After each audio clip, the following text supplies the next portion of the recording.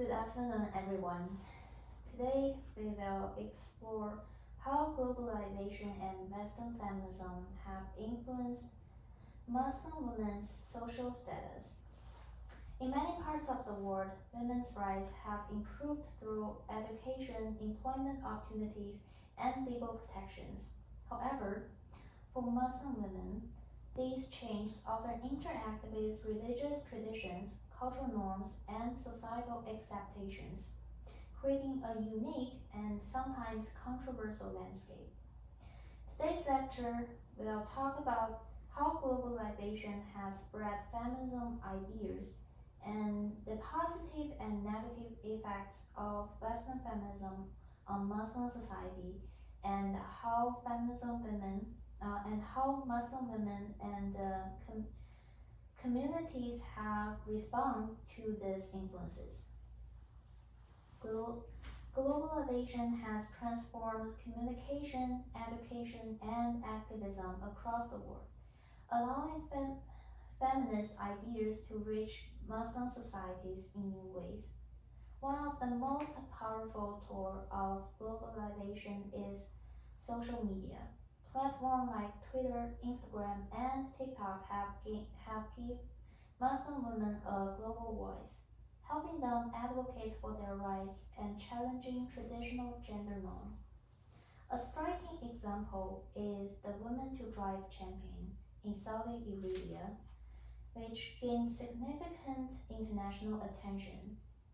As a result, women in Saudi Arabia won the right to drive in 2018. So before 2018, Saudi Arabia is the only country in the world that forbid women to drive a motor vehicle.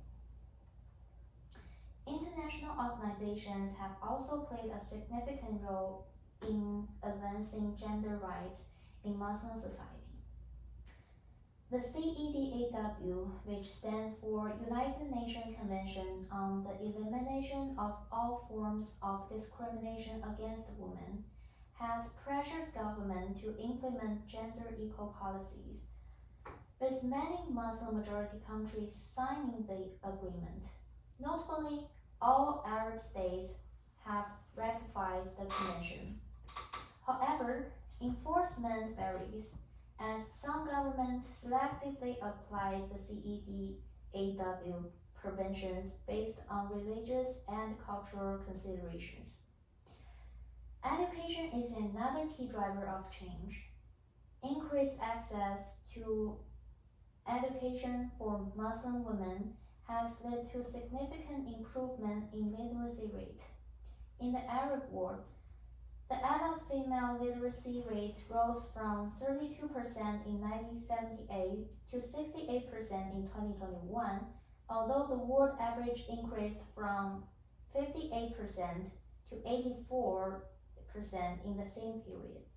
The literacy gap between Arab women and the global average has narrowed from 26 percentage points in 1978 to 16 points in 2021. And this reflects the impact of globalization and feminist advocacy for pushing for better education opportunity for women. However, despite the progress, the gap remains, indicating that barriers to equal education persist in many Muslim majority countries. So, does any of you have other examples of how globalization have impacted the Muslim countries?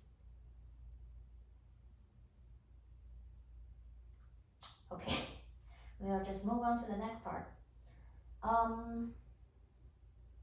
So the Western feminism has empowered many Muslim women by increasing awareness of gender inequality, improving education rates, and encouraging women to enter the workforce.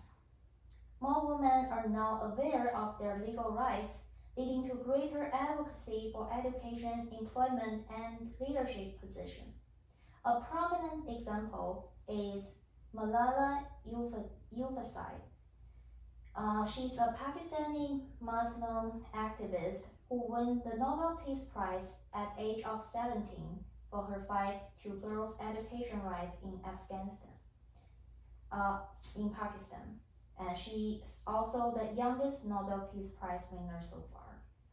Her activism has inspired millions of women, particularly in Muslim-majority countries, where access to education has been denied by conservative laws and traditions.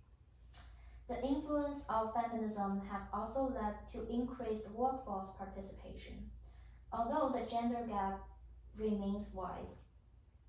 In the MENA region, which stands for Middle East and North Africa, only 18.9% of women participate in the workforce compared to 71.2% of men, and this is one of the largest gender gaps in the world. Despite the disparity, feminist activism has encouraged more women to enter the man-dominated field and push for equal economic opportunities.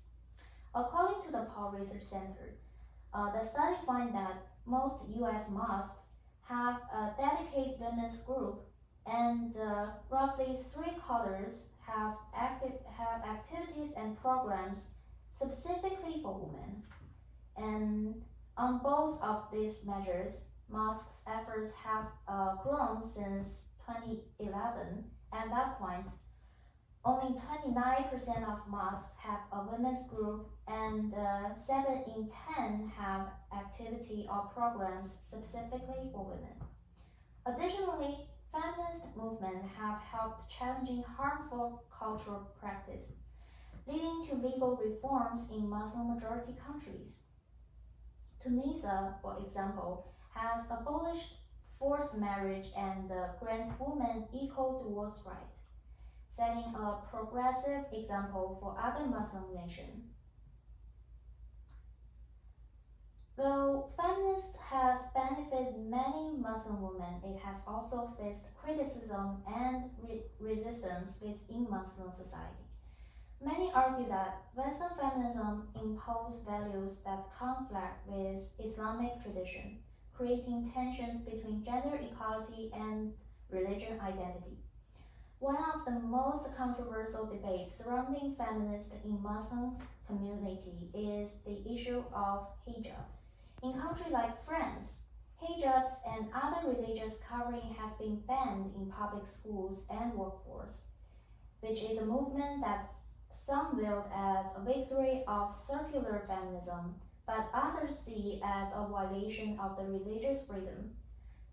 Many Muslim women argue that the hijab is a personal choice and a form of empowerment rather than a symbol of oppression.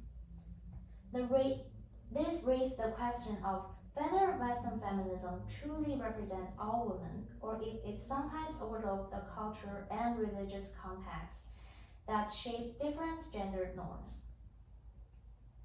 The portrayal of Muslim women in Western media has further complicated the relationship between feminism and Muslim society.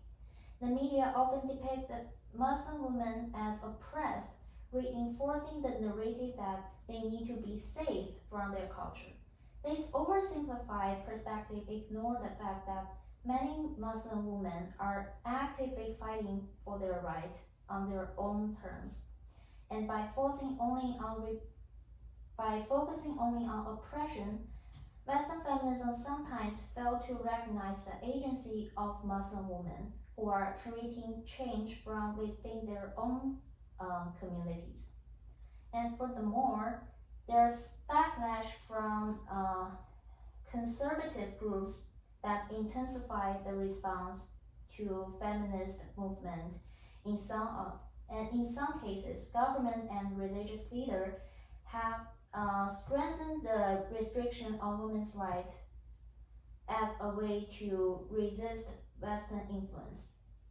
One example is Afghanistan, where after the Taliban regained power in 2021, they banned education for women beyond 6th grade, reversing years of progress in gender equality. Despite the resistance, Many Muslim women are shaping feminism in ways that align with their faith and cultural value.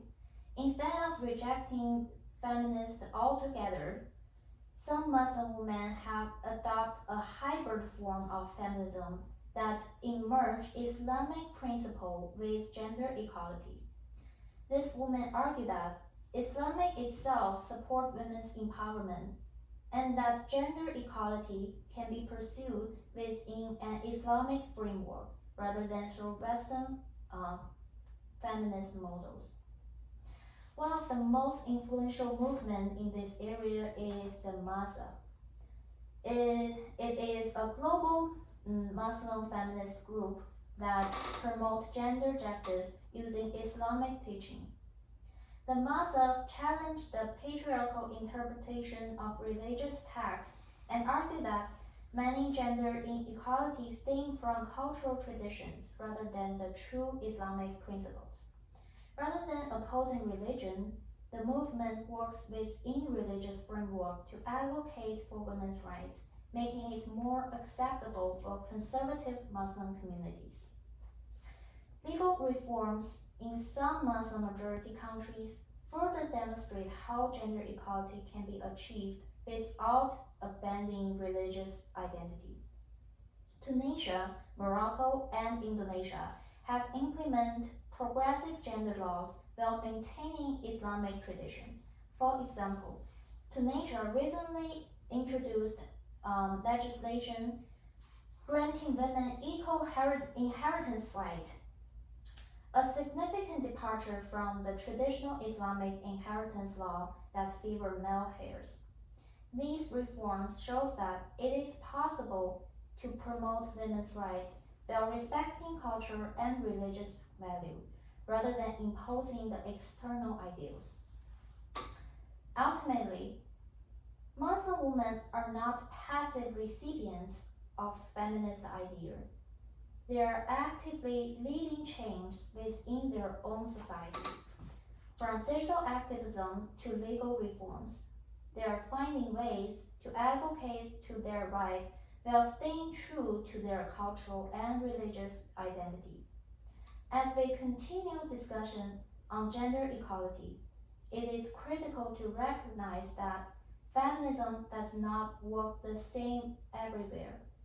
Respecting different cultural perspectives while advocating for universal human rights is the way to meaningful progress. Thank you.